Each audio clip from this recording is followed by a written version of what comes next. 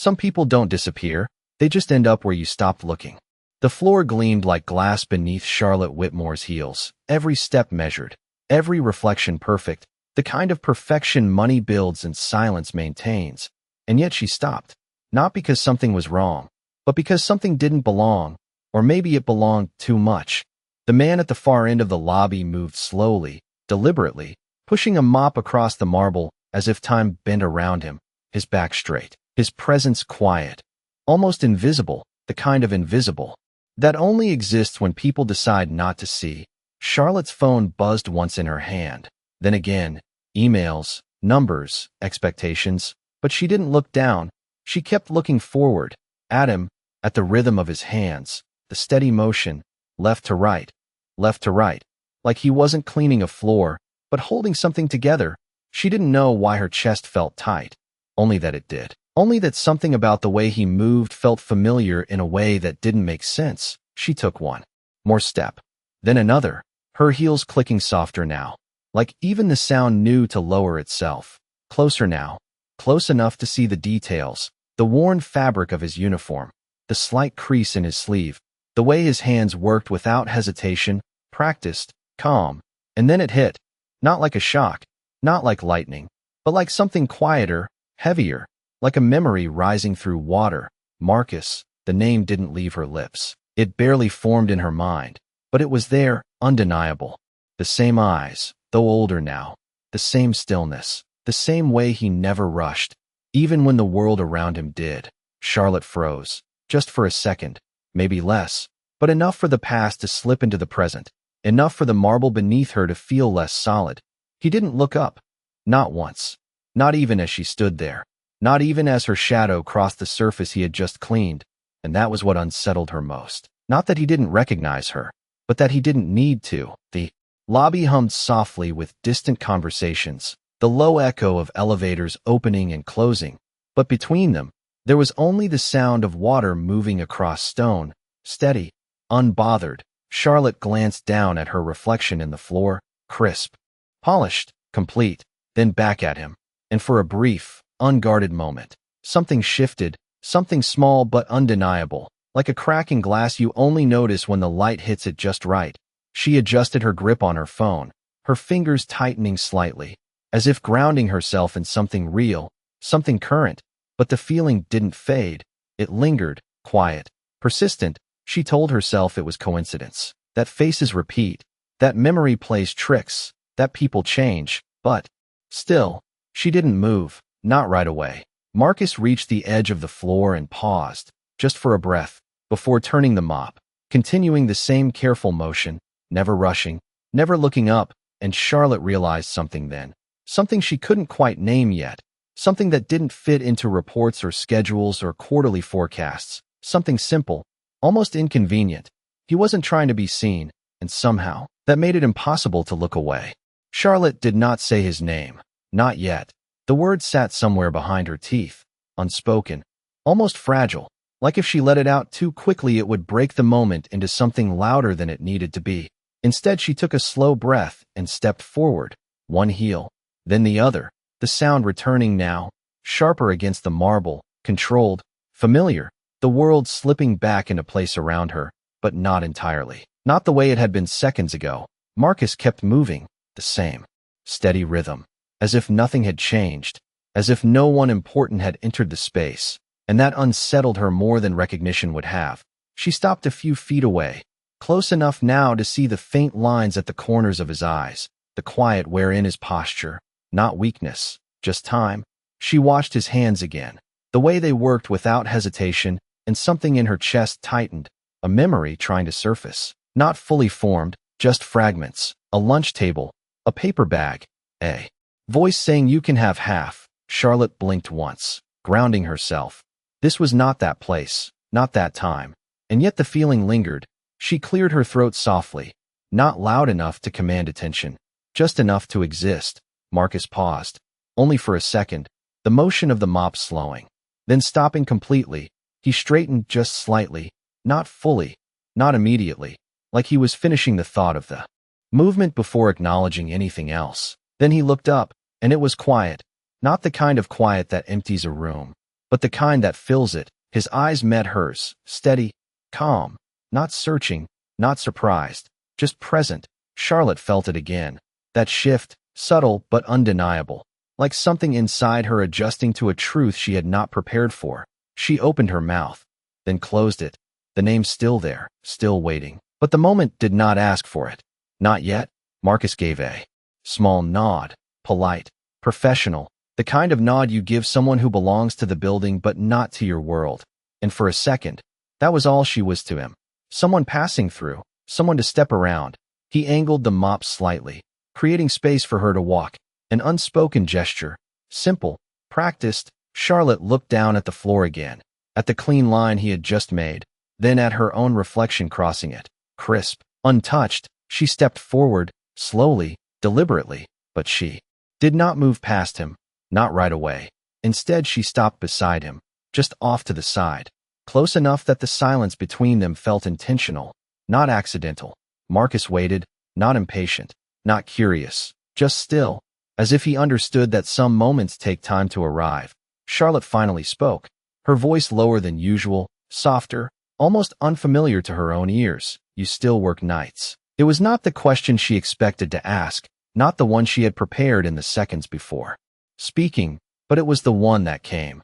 Marcus held her gaze for a brief moment, then gave a small, almost thoughtful nod. Nights are quieter, he said, his voice steady, even, the same kind of calm she remembered without realizing she remembered it. Charlotte let out a breath she did not know she had been holding. Quieter, she repeated, more to herself than to him. And for a second, neither of them moved. The building continued around them. Footsteps, distant voices, the low hum of everything, continuing as it always had. But between them, something had shifted, not loud, not dramatic, just enough to make standing there feel different than standing anywhere else. Charlotte did not move away when he answered, and that alone felt unusual, not just for him, but for her, because she was not someone who lingered without purpose, not someone who stood still in a place designed for motion. Yet here she was, beside a man the building barely noticed, and for a moment, neither of them seemed in a hurry to correct it. Marcus adjusted his grip on the handle, not to leave, not to continue, just enough to rest his hands in a more natural position, as if the pause had weight and he was choosing to carry it properly. Charlotte glanced past him for a second, at the wide glass doors, at the city beyond. Cars moving, people crossing, everything continuing exactly as expected, and then her mind slipped, not forward, not into schedules or meetings, but backward, quiet and uninvited, a cracked sidewalk under summer heat, the smell of something warm in a paper bag, laughter that did not need permission. She saw it clearly now, the way he used to sit across from her, elbows on the table, offering half without making it a favor, just a fact, you can have this, like it was obvious, like sharing was. Not generosity, just normal. Charlotte blinked slowly, the image fading but not disappearing. Marcus watched her just enough to notice the shift, not enough to interrupt it. He had always been like that, even then, present without pressing, there without demanding space. She looked back at him, really looked this time, not at the uniform, not at the role, but at the person inside it, and the recognition settled deeper, heavier, not a question anymore. Marcus Reed, she said finally, the name, leaving her lips softer than expected, almost careful, like she was returning something she had borrowed too long. Marcus held her gaze, and for the first time, something changed, not surprise, not shock, just acknowledgement, a small shift in his eyes, like a door opening just enough to let light through. It has been a while, he replied, simple, steady, no accusation, no distance, just truth. Charlotte let out a faint breath that almost sounded like a laugh, but did not quite reach it. A while, she repeated, as if the years between them could be measured that easily. Neither of them filled the silence that followed, not because they did not have anything to say, but because what existed between them did not need to be rushed into words. A faint sound broke the moment, small footsteps, uneven, approaching from the hallway behind Marcus. He glanced over his shoulder briefly, then stepped slightly aside, not defensive, just making space. A young boy stood there, no older than 8, holding a backpack that looked a little too big for him. His eyes moved between Marcus and Charlotte with quiet curiosity. Dad, he said, not loud, Not demanding, just present. Charlotte felt it again. That shift, sharper this time. Not because of the word, but because of how Marcus responded. He turned. Fully now, his posture softening in a way that had nothing to do with work, everything to do with something deeper. "Hey, you ready?" he asked, his voice the same calm, but warmer. The boy nodded. Adjusting the strap on his shoulder, Charlotte watched the exchange without meaning to, something in it grounding, real in a way her world rarely allowed. Marcus glanced back at her once more, not apologetic, not dismissive, just aware. "I have to get him to school," he said, as if explaining without needing permission. Charlotte nodded before she realized she was doing it. "Of course," she replied, the words coming easier now, but still quieter than usual. Marcus gave a small nod in return, then picked up the mop again, not to continue, but to set it aside properly, finishing what he had started before stepping away from it. He reached for the boy's hand, and for a brief second, the reflection on the floor shifted. No longer just her image moving across a clean surface, but something else. Something simpler. A man and his son walking toward the exit, steady, unhurried, and Charlotte stood there, watching them go, realizing without fully understanding why, that whatever success had built around her, it had never felt this complete. Charlotte did not follow them right away. She stood where she was, her heels planted on the polished floor, watching the glass doors close behind Marcus and his son, the city swallowing them without ceremony. Just another morning. Just another father walking his child into the day. And yet something in that simple exit lingered longer than it should have, longer than anything in her schedule ever did. Her phone buzzed again, louder this time, more insistent, a reminder that her world did not pause just because something inside her had. She glanced down at the screen, unread messages stacking, names, numbers, expectations waiting for her. To return to the version of herself that always knew what to do next, she locked the screen without reading them, slipped the phone back into her hand like it was something heavier than before, and turned slowly, the lobby stretching out in front of her, unchanged, immaculate, indifferent. She walked toward the elevators, each step precise, practiced, but something in the rhythm felt off, like she was moving through a space that no longer fit the same way. The elevator doors opened with a soft chime.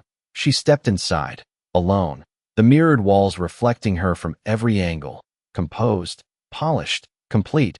She stared at her own reflection for a second too long, noticing details she usually ignored, the tension in her shoulders, the way her hand rested too tightly around her phone, the faint crease between her brows that no one ever mentioned.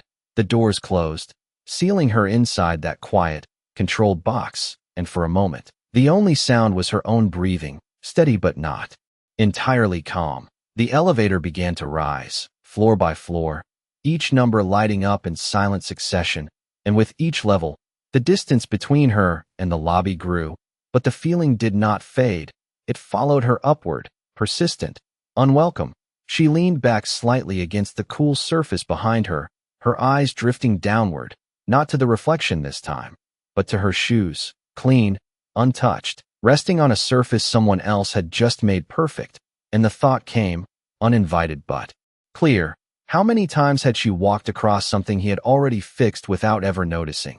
The doors opened again, her floor, her world, the place where everything responded to her presence. Assistants glanced up, voices lowered, conversations paused just enough to acknowledge her arrival. "Good morning, Miss Whitmore," someone said, and she nodded automatically, stepping forward into the rhythm she had built, the rhythm that had carried her this far, but today it felt thinner, like something underneath it had shifted slightly out of alignment. She moved through the hallway, past glass walls and quiet conversations, into her office, the city stretching out beyond the windows, vast, controlled, predictable. She placed her phone on the desk, untouched still, and stood there for a moment, not sitting, not moving, just standing, as if waiting for something to settle, but nothing did. Instead, her mind returned. Not to numbers, or